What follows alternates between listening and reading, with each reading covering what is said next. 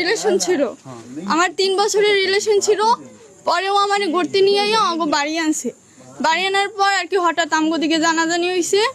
জানাজানি হওয়ার পর আমার আব্বু আম্মা আমারে নামাই দিছে যে তুই যে ছেলের সাথে গেছো ওই ছেলের সাথেই যা, তোরে আমরা আর মাইয়ে বলে পরিচয় দিব না। পরে আমার গর্দের নামাই দেওয়ার পর আমি আইছি।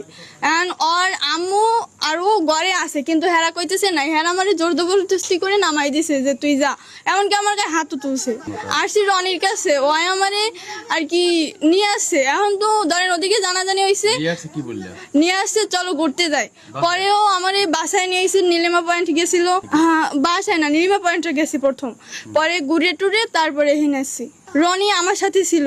পরে আর কি আমগো দিকের ভাই ব্রাদার ওরে মারবে হেলে গিয়া আর আব্বু কইতেছে যে ও হইতে যাক, আমি আইয়ে সমাধান দিমনে। পরে ওরে পাঠাই দিছে।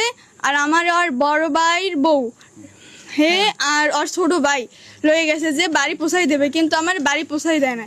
পরে ওর আর কি স্কুলের দপ্তরি হে আমারে নিয়ে গেছে বাড়ি। এরপরে আমার আব্বু আম্মা আমারে নামাই দিছে যে তুই যার সাথে গেছ তার সাথেই যা, আমরা তোর মাই বলে পরিচয় দিব না। হ্যাঁ, আমি একটা মাই, আমার এছাড়া কি উপায় আছে? হ্যাঁ, আমার যাতে ভেজাতে খামার দিতেছে, কারণ আমি এই ছেলের সাথে ঘুরতে আসছি কেন, বিষয়টা কেউ আটকায় নাই। মানে হেরা করতেছে যে আমাদের মানিজ্য তো গেছি, আমি তুই যা। ঝামেলা হয়েছে ধরেন ওই যে ট্রাফিক আছে না, পুলিশ, হেরা জানছি। পরে ওর আম্মুর ধরে ফোন দিছে, আর আব্বুর ধরে ফোন দিছে আর কি। থানা পুলিশে তো ধরে না, ধরছে হেরা। রনি যে হ্যাঁ কইতেছে যে আমি ওরে বিয়ে করবো। পরে হেরা যে কইতেছে যে জন্মসূত্র নাই, গার্ডিয়ান লাগবে, তাহলে তুমি তোমার আম্মুরে ফোন দাও। তাইলে রনি আর আম্মুর উপর আস্থা রাখিয়া ওরে ফোন হ্যাঁ ফোন দিছে।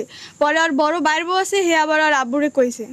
ধরছে যে ওই যে মিষ্টির হোটেল আছে গোলচত্বর, হ্যাঁ আর কি। ওই নিজে যাই কইছে যে ওর নাকি চেনা পরিচিত, মানে ওর চেনা পরিচিত। ওই আমার সাথে সম্পর্ক, আমরা যখন ক্লাস 7-এ পড়ি তখন ওই আমার প্রপোজ করছে, সেই থেকে আমাদের সম্পর্ক। পরে আমার অনেকদিন স্কুলে আইতে দেয় নাই, কিন্তু হ্যাঁ আমাদের রিলেশন ছিল। ওর সাথে তো আমার শারীরিক সম্পর্ক হয়েছে, এই লেগে তো আমি আইসি, নাহলে তো আমি ওর দ্বারা জীবনও আইতাম না। গেছি অগরুমে আইসি, স্কুলে আসলাম। পরে এডি হেড স্যারেও জানে, হেড স্যারে আমার অনেকদিন বকাও দিছে, মানে হে অনেক আমার হুমকিও দিছে যে ফিরে যদি তোরে রনির সাথে মিশতে দেখি তাহলে তোরে আর কি এমন মারবো যে মারলে ক্যান্সারও হইতে পারে। আর আমার পিটান তুই দেখো না, বুঝি। কিন্তু এখন তো আর আমার মানে এখন যদি আমার ওর সাথে বিয়ে না হয় তাহলে তো আমার গলায় দড়ি ছাড় আর কিছুই উপায় নাই। না না, শিখেন আর কি আছে, আমি যেটা বুঝি আমি হেঁটেই করি। না না, অকবারের গেটের সামনে তো মানে গেট দেওয়া হলে গেহেনে দাঁড়ায় না, অকবার তো হিন্দাসি নাই, লোকজন আছে ঠিকই, এটা বাড়িতে তালা দিয়ে থুই আর কি, তালা দিয়ে থুইছে। হ্যাঁ ঢুকছি তো। হ্যাঁ, আজকে আর কি প্রথমবার রুমে ছিলাম, পরে আবার মানে যখন ঝামেলা হয়েছে অন আওয়ার পর গড়ে আর কি হেরাই নিয়ে আইছে, গড়ে ঢুকছিলাম। প্রথমবার তো রনি নিয়ে আইছে, হ্যাঁ রনির দ্বারা জিজ্ঞেস রনি কেন এসে। হ্যাঁ, রনির লাগে সম্পর্ক সাথে কেন এসে। হ্যাঁ, প্রথমে একবার আইসি তখন ঘরে উঠছি, আর পরে ওই যে ঝামেলা হয়েছে এরপর একবার আসছি, তখন এই আর কি রুমের ভিতরে ঢুকি নাই, ঘরে উঠছি, এরপর আবার নিয়ে গেছে। ধরেন নিয়ে আইসে আমাদের 3:30 কি 3:45। হ্যাঁ আমি জানি না, কিন্তু আমি রনির সারাইতে যাইতেছি না। কেন আমার শিখিয়ে দেওয়া লাগবে কি? আমি কি কিছু বুঝি না?